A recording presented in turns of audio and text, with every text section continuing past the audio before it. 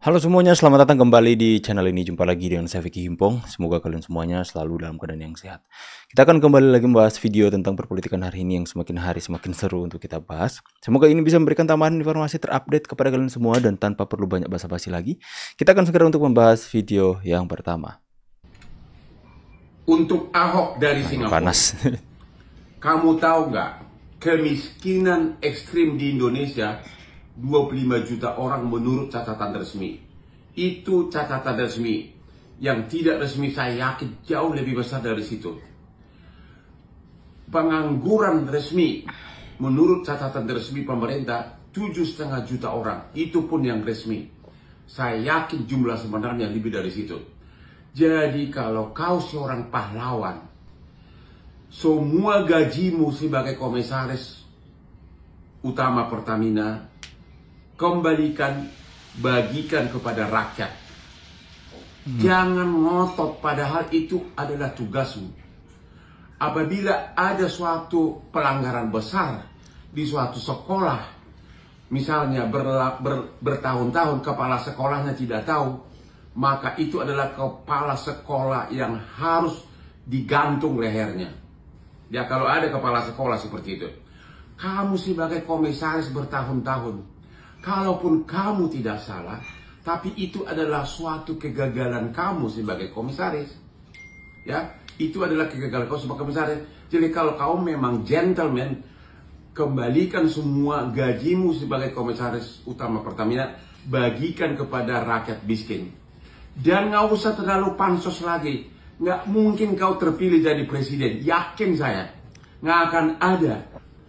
Atau nggak akan banyak yang milih kamu jadi presiden, karena sebagian besar warga Indonesia golongan Tionghoa pun nggak suka sama kamu. Jadi jangan ngotot lagi sekarang kemana-mana, ngotot. Ayo. Jadi hari ini panas teman-teman ya, usai Pak Ahok itu memberikan statement dalam beberapa podcastnya. Itu terdengar seperti Pak Ahok itu mempunyai kartu as dari Pertamina, yang dimana dia katakan bahwa data-data itu akan sanggup untuk memenjarakan orang-orang yang terlibat di dalamnya. Lantas kemudian mendapatkan tanggapan, ini mungkin tanggapan yang kedua dari Hotman Paris kepada Ahok, dan kita tinggal tunggu tanggapan Ahok soal ini. Apakah akan ditanggapi atau hanya dibiarkan saja? Makin hari makin tentu saja itu mengundang kontroversi di tengah-tengah masyarakat. Ada yang mendukung dengan apa yang akan dilakukan Ahok hari ini. Ya, ada juga yang mengatakan, kok kamu kelihatan panik dan seolah-olah ingin mencari pembenaran dengan mengatakan bahwa menyimpan data-data. Dan kemudian ada yang mengatakan bahwa kami akan dukung Ahok. Ahok akan bongkar semuanya. Ada juga yang mengatakan, kok kenapa baru sekarang di saat semua terbongkar, lantas selama ini Anda menyimpan kejahatan dong. Seperti itu, kontroversi di mana-mana. Dan ini salah satu contoh bahwa seorang Hotman Paris juga tidak senang dengan statement Ahok yang kelihatan begitu sangat arogan dan ya seperti paling berkuasa di negeri ini. Ibu-ibu protes kepada pendemo yang menutup full jalan Urip depan DPRD provinsi. Ya teman-teman ya, ini meresahkan warga apa yang dilakukan oleh mahasiswa ini teman-teman.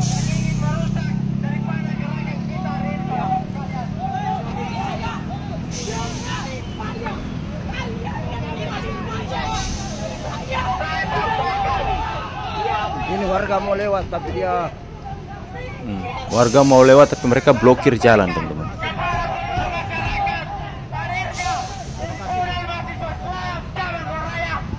Nggak ada adab ya.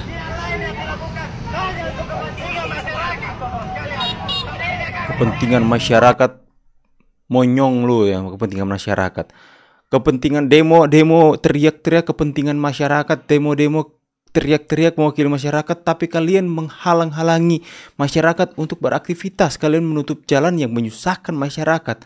Ini definisi orang bodoh, teman-teman. Teriak-teriak, demo soal kami berjuang demi kepentingan masyarakat, tapi masyarakat merasa dirugikan dengan apa yang kalian lakukan. Demo memblokir jalan. Lihat tuh. Ibu-ibu ini sampai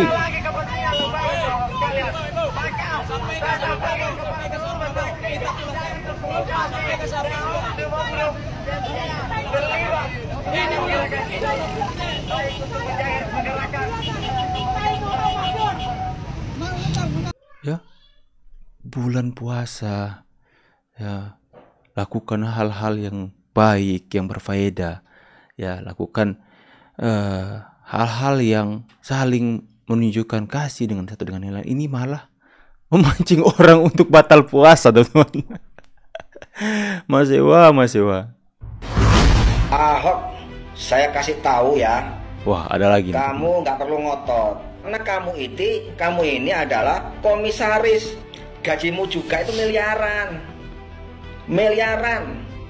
Kamu harusnya nggak perlu ngotot seperti itu. Ngotot yang kamu lakukan adalah ngotot melakukan pengawasan. Pengawasan jangan sampai terjadi maling di dalam Pertamina. Kamu ngotot-ngotot seperti itu nggak ada gunanya. Lalu apa fungsinya kamu? Itu salah satu tanggapan dari netizen ya. Rumah Presiden BEM Unair digeruduk warga karena memberikan kesan buruk di kampungnya.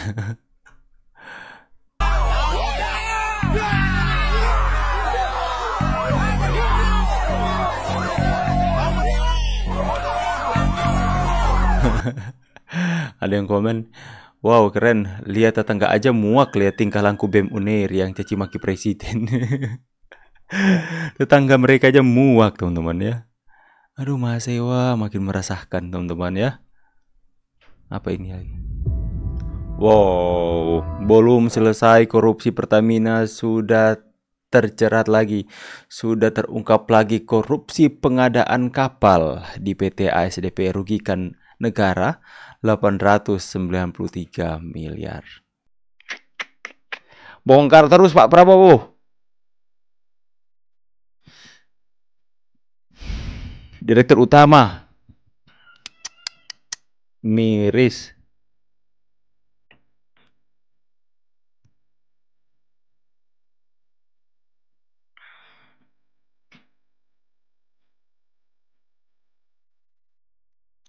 Dalam masa orientasi kerjasama memprioritaskan pemberangkatan. Tahun 2020 ketika Dewan Komisaris PT ASDP diganti, direksi PT ASDP langsung mengajukan akuisisi. Pengubahan dokumen pemeriksaan kapal berusia tua agar tampak seolah-olah kapal tersebut baru. Yang diakuisisi oleh perusahaan ASDP atau PT ASDP ini sebenarnya memang tidak layak dilakukan akuisisi karena umurnya dari 53 kapal yang berumur di bawah 22 tahun hanya 11 kapal. Sedangkan sisanya sebanyak 42 kapal, kurang lebih 10 umurnya hampir 60 tahun, 20-an umurnya di atas 30-an. Ngeri nggak teman-teman? Ya, Konoha. Itulah sebenarnya Indonesia menuju kepada Indonesia yang benar-benar bersih. Kalian bisa melihat sejak zaman eranya kepresidenan Pak Prabowo hari ini, itu tidak ada putus-putusnya kasus korupsi yang besar-besaran itu terbongkar. Kita harus optimis ini teman-teman ya. Kita harus optimis, dan yang ditangkap itu bukan orang-orang biasa saja. Ini kelas-kelas besar yang ditangkap.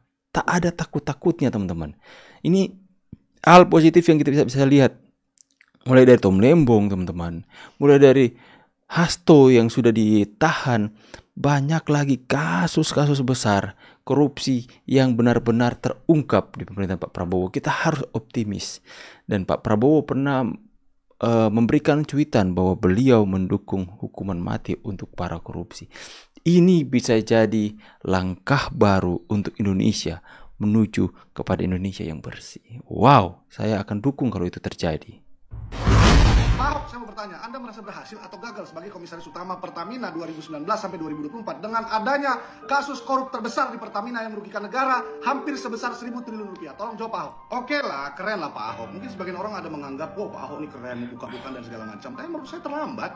Lebih saya apresiasi lagi kalau dulu dia pada saat Pak Ahok sebagai komisaris utama Pertamina buka-bukaan, berani beberkan semua, kan katanya dia punya data rekaman dan segala macamnya itu tentang bobnya oknum-oknum Pertamina, harusnya dibuka pada saat itu. Kalau sekarang terlambat lah, negara sudah merugi banyak, masyarakat juga merugi, ya kan? Kok baru buka sekarang setelah Kejaksaan Agung menangkap semua oknum-oknum Pertamina yang korup itu, ya kan? Jadi masyarakat jangan salah kaprah. Ya. Ya, bagaimana pendapat kalian teman-teman ya? Saya juga mau posting ini dan banyak orang-orang yang mengatakan hal itu disesali ya. Seharusnya jika Anda sudah mengetahui ada terjadinya korupsi yang besar di tengah-tengah Pertamina ketika Anda menjadi komisaris utama, ya segera untuk lakukan apapun yang akan Anda lakukan sebagai komisaris utama untuk bisa membongkar semuanya. Jangan nanti semuanya sudah terbongkar, masyarakat sudah rugi, negara juga sudah rugi, baru mau keluar-keluar teriak-teriak mau buka data. Jadi bagaimana ini teman-teman ya? Nanti kita akan coba buat voting. Apakah kalian setuju jika tindakan Ahok sekarang ini adalah sebuah tindakan yang benar atau malah terlambat? Nanti kita akan coba buat voting di postingan. Nanti kita akan coba bahas ini selanjutnya. Ya, semakin hari semakin menarik melihat perkembangan yang terjadi di negeri ini. Mungkin di awal-awal kita melihat bahwa ini kita seperti itu sakit teman-teman ya. Seperti kita sedang menghadapi pukulan yang besar-besaran atas negeri ini ketika itu para pelaku korupsi ternyata sarangnya mulai terbongkar dan tikus-tikus mulai berlarian dan mulai ketangkap satu persatu. Awalnya memang sakit, tapi kalian harus percaya bahwa ini adalah langkah pembersihan.